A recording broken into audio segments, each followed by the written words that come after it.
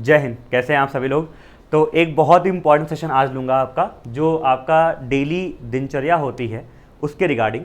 क्योंकि देखिए, हमने सभी लोग ने स्ट्रैटेजी बना ली, रिसोर्सेज इकट्ठा कर लिए कि पढ़ाई कैसे करनी है, क्या करना है, लेकिन आपके दिमाग में ये क्लियर प्लान होना चाहिए कि आपका डेली का दिन कैसा जा रहा है। क्योंकि अल्टीमेटली हम लोग ना टाइम वेस्ट कर देते हैं और शाम को रिग्रेट करते हैं कि यार फ़ोन चलाने में टाइम चला गया, या फिर हमने जैसा सोचा था वैसा नहीं किया। ठीक है, तो उसके बारे में बात करेंगे। मैं आपको बहुत आइडल चीज़ नहीं बताने वाला कि 7 बजे उठो, 8 बजे ब्रेकफास्ट कर लो, 9 बजे पहुंच जाओ, ऐसा कुछ नहीं करना। एक जो प्रैक्टिकल शेड्यूल हो सकता है वो बनाने की कोशिश करेंगे।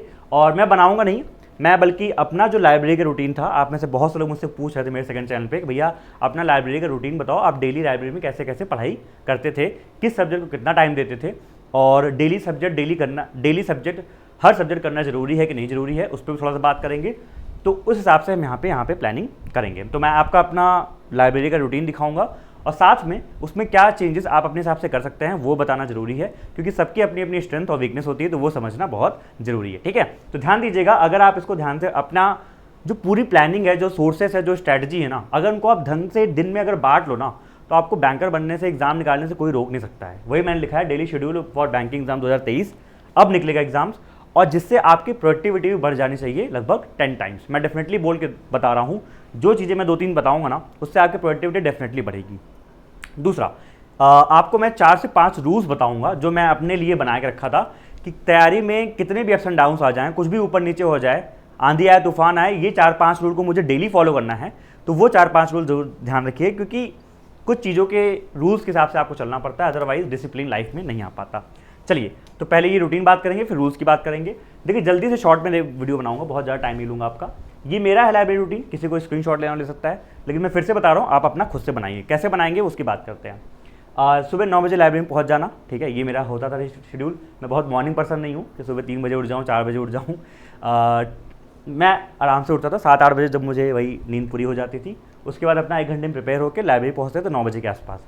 अभी 9 बजे जब पहुँच गए अपन, तो स्टार्टिंग में मॉर्निंग में एक हैबिट ये थी कि 9 से 10:30 तक 1.5 घंटे के आसपास हम जनरल अवेयरनेस करते थे। जनरल अवेयरनेस करने का मेरे लिए बहुत इंपॉर्टेंट था, क्योंकि मैं मंथली पीडीएफ से करता था और मुझे डिटेल्ड में हर चीज़ को पढ़ के उसको पूरा रेक्टिफाई करना था। मुझे काम की चीज़ निकाल के हाईलाइट करनी थी। तो 1.5 घंटा एकदम क्लीन मॉर्निंग का फ्रेश टाइम मैं इसको दिया करता था। उसके बाद 1 घंटे का मॉक मैं यहाँ पर लगाया करता था, प्री का मोस्टली ही। ठीक है, मॉक लगाने के पीछे रीज़न ये था, मतलब स्टार्टिंग में पहली बात तो मॉर्निंग में फ्रेश माइंड से ही मॉक लगाता था मैं। दूसरा, इसमें ये भी था कि जैसे मॉक जब तैयारी हम स्टार्ट कर रहे थे ना, तब नहीं लगाता। तब क्या है, हफ्ते में 2 लगा लिया, 1 लगा लिया तो बहुत है।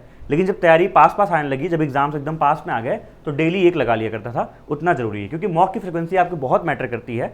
और मॉर्निंग में 1 लगा लो तो आपका सही रहता है कि हाँ तैयारी कैसे चल रही है, इसका पता चलता रहता है। दूसरा, वो वाले मॉक्स कभी नहीं छोड़ा करता था मैं, जैसे वो फ्री नहीं होते हैं, मैंने आपको कई बार बोला है कि जो फ्री लाइव मॉक होते हैं, स्कॉलरशिप वाले मॉक होते हैं, उस टाइप के कभी मत छोड़ा करो। बहुत सारी कंपनियां करवाती हैं, ऑलिव बोर्ड, अड्डा, टेक्स्ट बुक, बहुत लोग करवाते हैं। तो वो जो फ्री लाइव मॉक होते हैं, जनरली संडे वनडे को होते हैं, तो उनको कभी मत छोड़ा करो, बहुत इंपॉर्टेंट होते हैं। क्योंकि उस समय क्या होता है, उसको करेंटली बहुत सारे बच्चे एक साथ लाइव अटेंड कर रहे होते हैं। तो आपको क्या है, अपनी रियल कंपटीशन पता चल जाता है कि अभी रियल में आप कहाँ स्टैंड कर रहे हो अपने कॉम्पिटिटर के साथ। ठीक है, तो जैसे मान लो अभी आप लोग अगर तैयारी कर रहे हो आरबीआई असिस्टेंट की, नेक्स्ट एग्जाम आरबीआई असिस्टेंट मान चल रहे हैं हम लोग, मान लो आपका जून जुलाई में होता है, तो आरबीआई असिस्टेंट की अगर आप तैयारी कर रहे हैं, तो आप जितने भी लाइव मॉक्स होते हैं, फ्री मॉक्स होते हैं, उनको जरूर लगाया करिए। एक लाइव मॉक अभी चल रहा है आरबीआई असिस्टेंट का, उसको आप लगा सकते हैं। जैसे मैंने बताया था, आपको बताता हूँ हमेशा मैं, लाइव फ्री मॉक जो भी होता है, तो लाइव फ्री मॉक चल रहा है अभी ऑलिव बोर्ड का। डिस्क्रिप्शन में मैं आपको लिंक दे दे रहा हूँ, जाके उसको अटेम्प्ट करना और बताना अभी कितना परसेंटाइल आ रहा है। ये चेक करना कि अभी आप कहाँ और लोगों से एक साथ स्टैंड करते हो, कितनी तैयारी आपकी चल रही है। अब जब मैं मॉक कर लेता था, तो मॉक करने के बाद एक शॉर्ट ब्रेक बनता है, क्योंकि ऑब्वियसली लगातार दिमाग चल रहा है, तो 10 से 15 मिनट का ब्रेक ले लिया।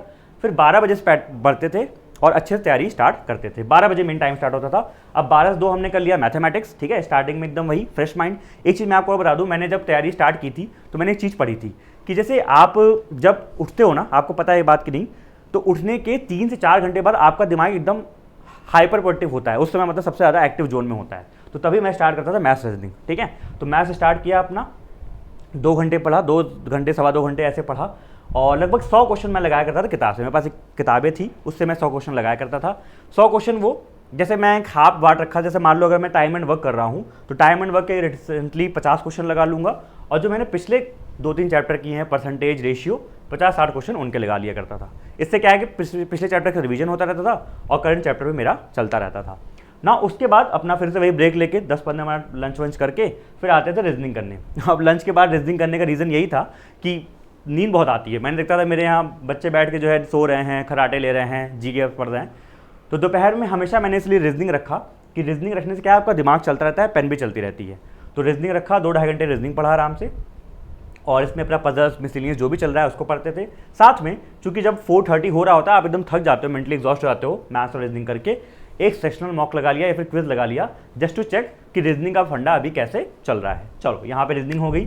उसके बाद लास्ट में अपन उठाते थे 5 से 7 बजे के आसपास इंग्लिश। ठीक है, अब इंग्लिश में जब उठाता था मैं, तो इंग्लिश में एक इंपॉर्टेंट चीज़ ये होती है कि आप ग्रामर, मैं जो करता था, एक तो ग्रामर की प्रैक्टिस, ग्रामर के रूल्स मैंने पढ़ रखे थे जब अपनी एसएससी तैयारी मैंने कर रहा था, तो रूल्स मुझे पता थे, मैं प्रैक्टिस कर लिया करता था कि क्या क्या एरर्स हो सकते हैं, एरर्स और ये सब पैराजम्बल्स वगैरह प्रैक्टिस करता था।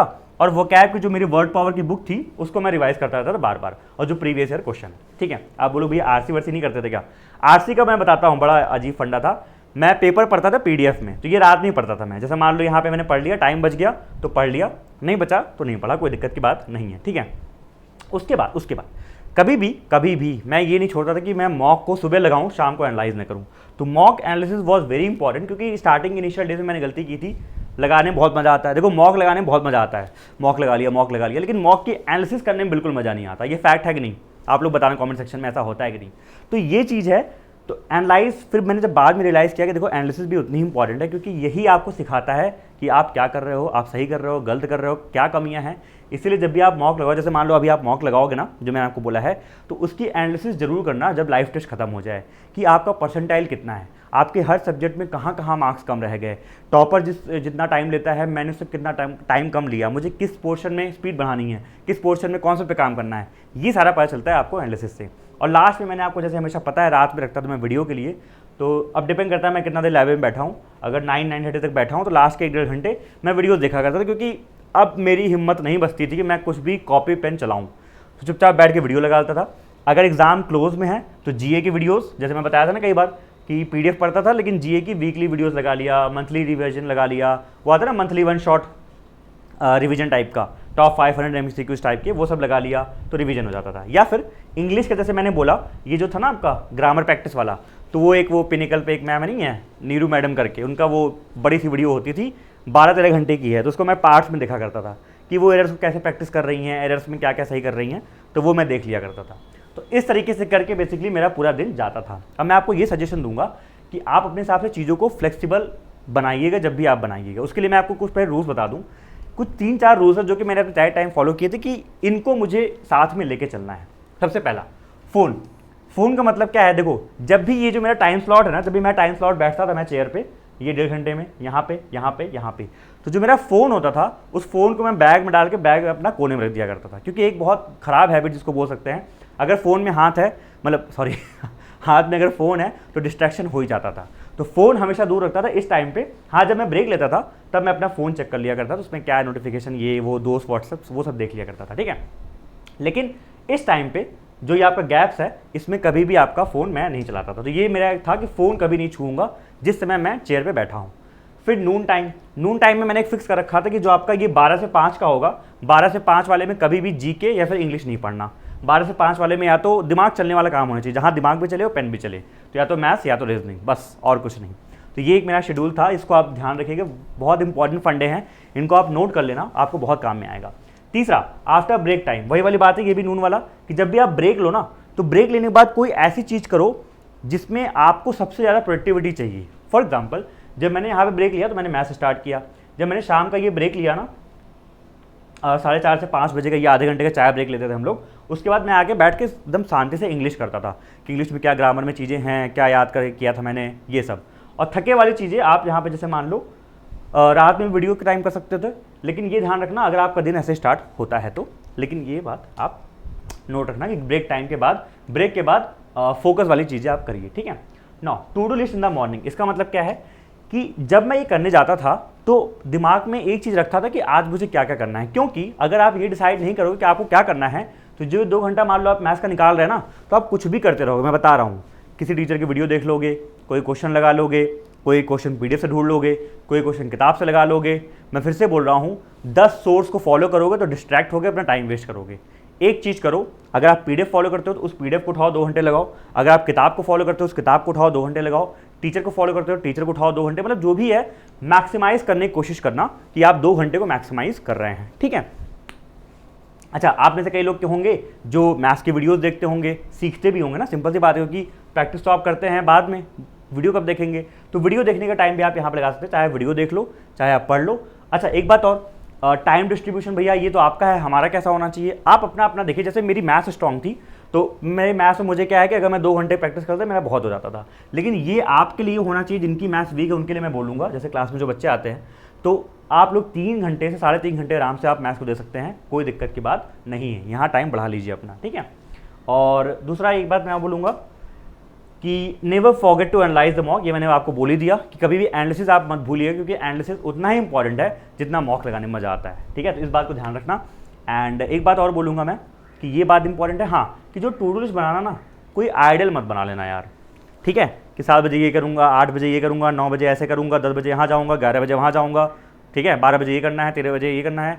रोबोट नहीं बनना है, थोड़ा सा प्रोडक्टिव होके, क्या बोलते हैं उसको, वो नॉर्मल फ्लेक्सिबल होके आप रूटीन बनाना कि अच्छा हाँ, मैथ्स में हमने कल टाइम एंड वर्क सर से पढ़ा था तो आज एक काम कर लेते हैं, आज जो है उस पर 50 क्वेश्चन लगा लेंगे। तो 50 क्वेश्चन आपने किताब उठाया, लगा लिया।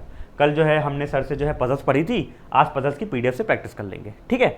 कल जो है हमने मान लो कुछ भी आपने पढ़ा, कल जो है हमने मैम से इंग्लिश के ये वाले चैप्टर से ये रूल्स पढ़े थे, आज यहाँ पे प्रैक्टिस कर लेंगे, ठीक है। बात समझ में आई? तो इस तरीके से आप अपना चीज़ों को रखेंगे। अच्छा, यहाँ पे मैंने चूंकि मैक्सिमम चीज़ें लिखने वाली हैं, आप अपने टीचर्स के लेक्चर जो भी फॉलो करते हैं वो इन्हीं शेड्यूल में डाल के आप लगा सकते हैं। दूसरा, अपने टाइम को ऊपर नीचे कर लीजिएगा अकॉर्डिंग टू योर स्ट्रेंथ और वीकनेस, ये मेरा था, इसको आप चेंज कर सकते हैं। और रूल्स को फॉलो करना जरूर मत भूलिएगा। ये रूल्स हैं कुछ, जब आप पढ़ रहे हैं तो फ़ोन दूर रखिएगा, नून टाइम में हमेशा मैथ्स या रीजनिंग करने की हैबिट डालो, और आफ्टर ब्रेक टाइम वही वाली चीज़, प्रोडक्टिव वाली चीज़ जो मैंने बोली, और मॉर्निंग में टू डू लिस्ट आप जैसे मैंने बोला, ठीक है। तो बस ये सब चीज़ें हैं जिनको फॉलो करिए और अच्छे से पढ़िए एंड पढ़ते रहिए। टू डू लिस्ट अपना खुद से बना करिए। मैं फिर से बोल रहा हूँ, कई बार आप लोग बोलते हो भैया टू डू लिस्ट बना के दे दिया करो। मैं टू डू लिस्ट आपको बना के डेली कैसे दे सकता हूँ? मैं आपको एक जनरलाइज वे में ऐसे बता सकता हूँ कि ये आप कर सकते हो। अपना टू डू लिस्ट, अपना टाइम टेबल डेली के खुद का बनाओ कि डेली आपको क्या क्या करना है, कैसे कैसे करना है, कब कब करना है और कहाँ से करना है, ये बात का ध्यान रखिएगा। अपनी स्ट्रेटजी बनाइए, पढ़ाई करते रहिए एंड आपके एग्जाम्स आ रहे हैं। Wish you all the best, bye bye and take care. Video अच्छा लगा हो तो लाइक कर दीजिएगा, चैनल पर नए हैं सब्सक्राइब कर लीजिएगा और शेयर कर दीजिएगा अपने सभी फ्रेंड्स के साथ। Bye bye, take care.